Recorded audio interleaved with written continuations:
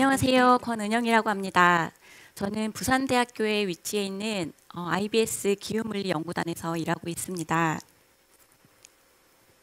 오늘은 바다달팽이를 구해줘라는 제목으로 강연을 할 계획인데요. 여러분도 느끼시겠지만 우리들의 일상이 많이 바뀌었죠.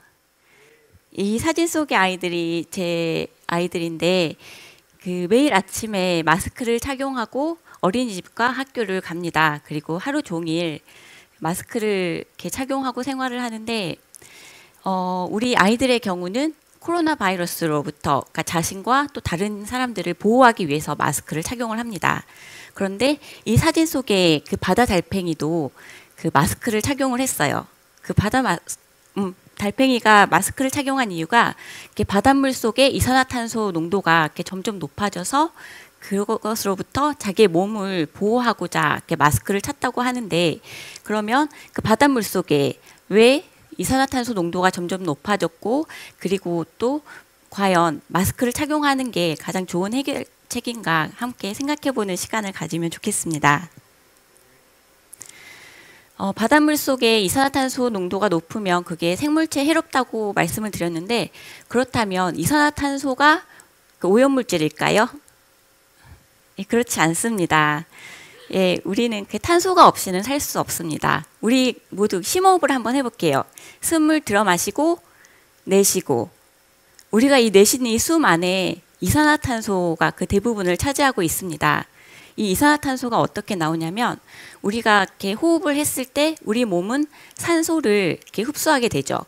그 산소가 우리 몸을 이루고 있는 탄소와 결합이 돼서 이산화탄소가 되어서 이렇게 우리 몸 밖으로 배출이 되는 것입니다. 그러면 우리 몸을 이루고 있는 탄소는 어디에서 왔을까요? 여러분들 이렇게 저녁을 이미 드신 분도 있고 안 드신 분도 계시겠지만, 이렇게 우리가 섭취한 그 음식물에서 이렇게 탄소가 왔습니다. 그러면 우리가 빵을 먹었건 밥을 먹었건 모두 탄소가 들어있는데, 그 탄소가 또 어디에서 왔는지 이렇게 추적을 해보면 결국에는 이렇게 식물체들이 이렇게 광합성 작용을 통해서 이렇게 대기 중에 있는 이산화탄소를 받아들이고 그것으로부터 탄소를 자기 몸에 고정시켜서 그 몸을 탄소로 이루게 됩니다. 그래서 이제 그것을 우리가 섭취해서 에너지를 얻고, 그리고 이산화탄소를 다시 대기 중에 이렇게 배출을 하게 되는 건데요. 이처럼 우리들처럼 바닷속에 사는 생물들도 탄소가 없이는 살 수가 없습니다. 바닷속에 사는 생물의 경우는 식물 플랑크톤이 바닷물 속에 녹아있는 이산화탄소를 흡수해서 광합성을 합니다. 그렇게 해서 몸을 탄소로 이룬 다음에 그 탄소를 그 동물 플랑크톤이 섭취를 하게 되고요. 우리의 주인공 바다달팽이가 사실은 이 동물 플랑크톤의 한 종인데, 정식 명칭이 바다달팽이는 아니고요. 테로포드라는 동물성 플랑크톤입니다. 또 이제 이런 동물 플랑크톤을 물고기들이 또 먹게 되죠. 이 물고기들은 또 호흡작용을 통해서 이산화탄소의 형태로 바닷물 속에 다시 배출을 합니다. 이렇게 자연 상태에서 순환하는 게 탄소입니다. 또 기후적인 측면에서도 탄소는 아주 중요한 원소인데요. 탄소는 대기 중에 있고요. 이 탄소는 지구에서 발산하는 장파 복사 에너지를 흡수해서 그것을 지표면으로 다시 이렇게 반사를 해서 이 지구를 사람이 살기에 적당한 온도로 적절하게 이렇게 따뜻하게 덮여주는 이런 담요와 같은 역할을 합니다. 그래서 탄소가 없이는 우리는 살 수가 없습니다. 그렇다면 무엇이 문제일까요? 네, 과다한 탄소 배출이 문제입니다. 아까 말씀드렸듯이 동물과 식물은 몸이 다 탄소로 이루어져 있는데요. 그래서 고대 수억 년 전에 동식물이 죽어서 땅에 묻혔어요. 그래서 이제 그 땅에서 고온과 고압을 받아서 변형된 그 물질이 석탄과 석유인데, 문제는 우리가 그 공장을 가동하기 위해서 혹은 차를 굴리기 위해서 이 땅 속에 매장되어 있어야 할 그 탄소를 끄집어내서 그거를 태우는 거죠. 그래서 그게 이산화탄소의 형태로 대기 중에 이렇게 배출을 시키고 있습니다. 그래서 실제로 대기 중에 이산화탄소 농도를 측정을 해봤더니 시간에 따라서 계속 증가하는 것을 볼 수가 있습니다. 1950년대부터는 직접 이렇게 관측을 해오고 있고요. 그 이전에 대기 중의 이산화탄소 농도는 어떻게 알 수 있냐면 우리가 북극이나 남극에 이렇게 빙상이 있는데 빙상에 그 아이스 코어를 시추를 해보면 그 한 200년 전에 그 공기방울이 이렇게 그 포집되어 있는 경우가 있습니다.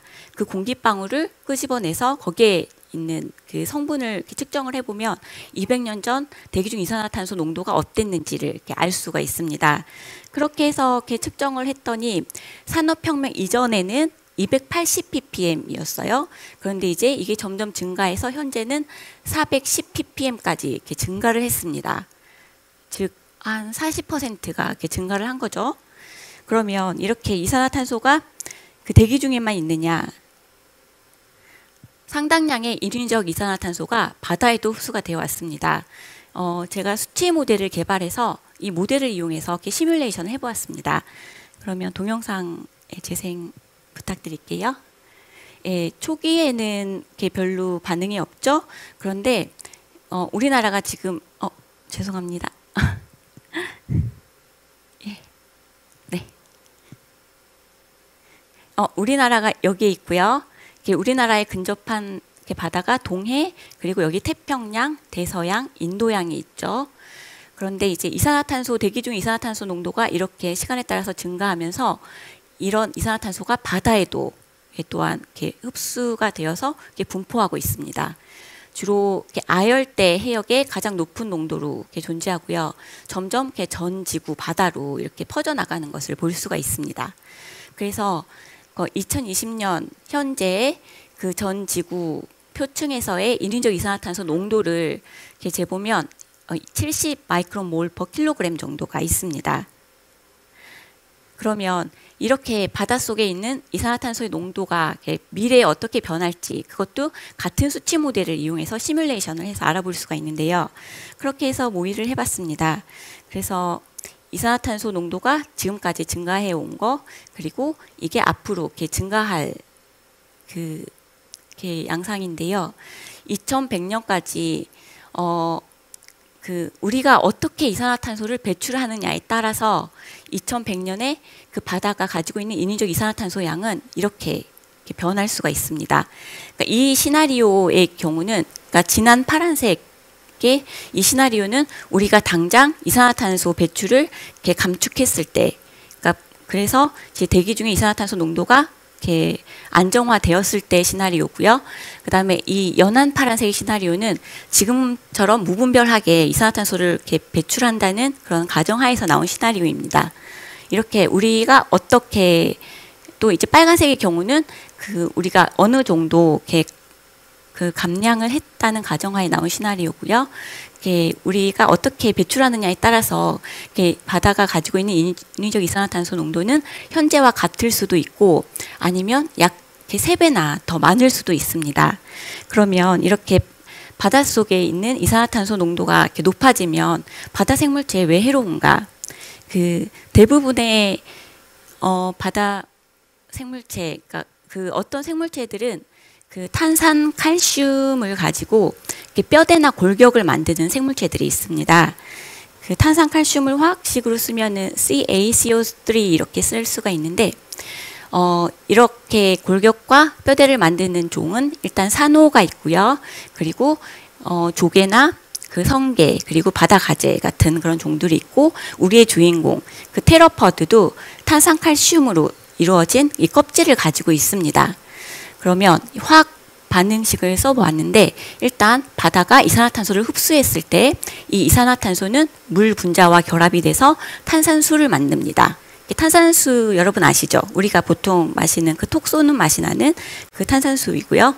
그게 또 산성이기 때문에 부식성을 가지고 있는데, 어떤 반응이 일어나냐면 이 탄산수가 바닷물에 있는 혹은 이 생물체를 이루고 있는 탄산염과 결합을 해서 중탄산염을 만듭니다.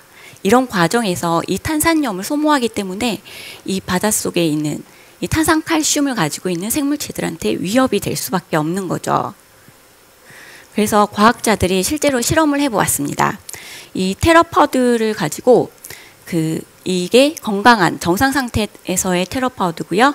이것은 산성화된 물에 그 테라포드를 이렇게 어느 정도 방치했을 때 그 껍질이 어떻게 반응하는지를 봤더니 정말 이렇게 많이 녹아 있는 것을 볼 수가 있습니다. 이것을 동영상으로 보여드리면 다음과 같은데요. 왼쪽이 건강한 상태에서의 테라포드고 이 오른쪽이 높은 이산화탄소 상태에서 2주간 방치한 테라포드입니다. 건강한 테라포드는 뭔가 건강해 보이죠? 굉장히 이렇게 활발하고요. 한데 이 산성화된 물에 오랫동안 방치된 테라포드는 좀 비실비실하고 껍질도 약간 많이 손상되어 있는 것을 볼 수가 있습니다. 그러면 그러면 이제 그 처음에 이렇게 드렸던 그 질문으로 돌아가서 그 과연 테라포드에게 그 마스크를 채워주는 게 가장 좋은 해결책일까요? 네, 그렇지 않습니다. 가장 좋은 방법은 우리가 가능한 이산화탄소 배출을 줄여서 그 더 악화되는 해양 산성화가 더 악화되는 것을 이렇게 막아주는 게 가장 좋은 해결책입니다. 그 자세한 방법은 여러 가지가 있겠는데 여러분이 각자 조사를 해보고 이것을 실천에 옮기는 이런 생활을 하기를 바랍니다. 그러면 강연을 이것으로 마치겠습니다.